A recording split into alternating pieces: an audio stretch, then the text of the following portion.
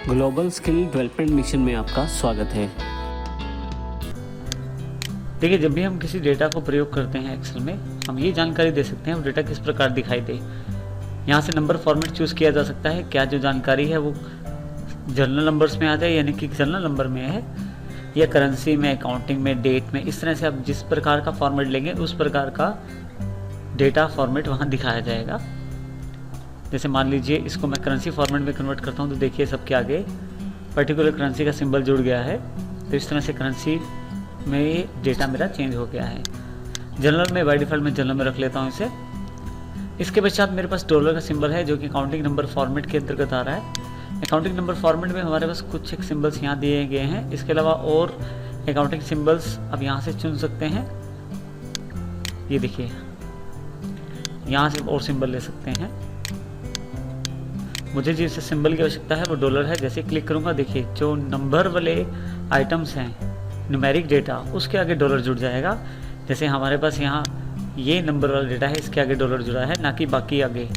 बाकी जो इन्फॉर्मेशन, जो रो हेडर है या जो कॉलम हेडर है, वो सिंपल वैसा ही डेटा है टेक्सचुअल रूप में। तो इस तरह से हमारे पास ये डेटा जो न्यूमेरिकल फॉर्मेट का डेटा है उसके आगे डॉलर जुड़ा है। इसी के साथ जो अगला सिंबल है ये आपका परसेंटेज स्टाइल है। आप क्लिक करते हैं इस पर, परसेंटेज जुड़ जाएगी उसके साथ, यानी कि जो आपका न्यूमेरिकल इन्फॉर्मेशन है वो उसको परसेंटेज में कन्वर्ट कर दिया जाएगा। किसी भी नंबर को अगर यहाँ अगर आप देखें, किसी भी नंबर को अगर परसेंटेज में कन्वर्ट करना है तो गुना 100 कर दिया है। जैसे मेरे पास 22 का डेटा था, उसे 2200 कर दिया है, क्योंकि उसने बाय डिफ़ॉल्ट मल्टीप्लाई बाय 100 करके यानी कि 2200 बना दिया है, साथ में परसेंटेज का सिंबल लगा दिया है, ताकि जो डेटा है वो परसेंटेज में कन्वर्ट हो जाए आपका।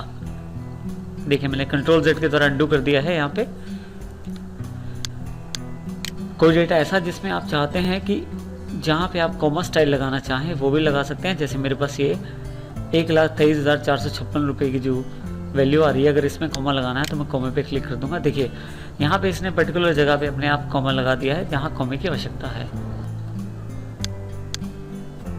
फिर से मैं अपना डेटा सेलेक्ट कर रहा हूँ। देखिए नेक्स्ट ऑप्शन जो मेरे पास है इंक्रीज डेसिमल और डिक्रीज डेसिमल के रूप में है।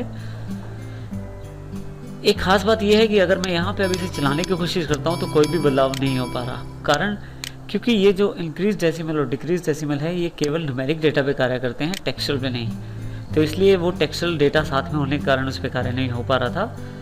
अब मैंने केवल ये न्यूमेरिक डेटा सेलेक्ट किया है। अब देखें हम लोग, देखिए इस तरह से नंबर ऑफ डेसिमल यहाँ बढ़ा सकता हूँ और यहाँ से नंबर ऑफ डेसिमल कम कर सकता हूँ मैं। इस तरह से मैं नंबर जो ग्रुप है उसका प्रयोग कर सकता हूँ अपनी शीट्स में। नेक्स्ट ग्रुप जो हमारे पास अवेलेबल है वो स्टाइल्स के रूप में है। हमारे पास कंडीशनल फॉर्मेटिंग, फॉर्मेट स्टेबल और सेल स्टाइल्स, इस तरह की कमांड्स अवेलेबल हैं। सबसे पहले मैं कंडीशनल फॉर्मेटिंग की जानकारी देना चाहूँगा। सबसे पहले आप अपने डेटा को सिलेक्ट कर लीजिए जिस पे आप कंडीशनल फॉर्मेटिंग लगाना चाहते हैं। कंडीशनल फॉर्मेटिंग का अर्थ ये है कि कुछ कंडीशन बेस पे आप फॉर्मेट लगा सकते हैं, कुछ शर्त के आधार पे आप रंग वगैरह बदल सकते हैं। सबसे पहले मैं हाईलाइट सेल्स रूल्स पे जाता हूँ। यहाँ पे ग्रेटर देन ऑप्शन मेरे पास अवेलेबल है। जैसे मैं क्लिक करता हूँ, नंबर जिससे अधिक मैं चाहता हूँ और जो कलर मैं चाहता हूँ उस कलर पे क्लिक कर देता हूँ। जैसे ओके करता हूँ, देखिए ग्रीन कलर फिल हो चुका है 35 से ज़्यादा नंबर्स पे, जो कि मेरी कंडीशन थी। इस तरह से मैं ये जानकारी प्राप्त कर सकता हूँ। मान लीजिए आप जानकारी चेंज भी करते हैं तो भी ये ग्रीन कलर अवेलेबल हो जाएगा उस बदली हुई जानकारी पे। कंट्रोल Z करके इसको नॉर्मल पोजीशन में वापस लाता हूँ मैं। कंडीशन फॉर्मेटिंग में नेक्स्ट कमांड जो है वो टॉप बॉटम रूल्स के आधार पे है। जैसे पहली 10 आइटम में टॉप 10 आइटम्स, या इस तरह से बिटो आपके पास टॉप 10% आइटम, कुल आइटमों की केवल 10% आइटम है। इस तरह से बाकी ऑप्शन भी आपके पास अवेलेबल हैं।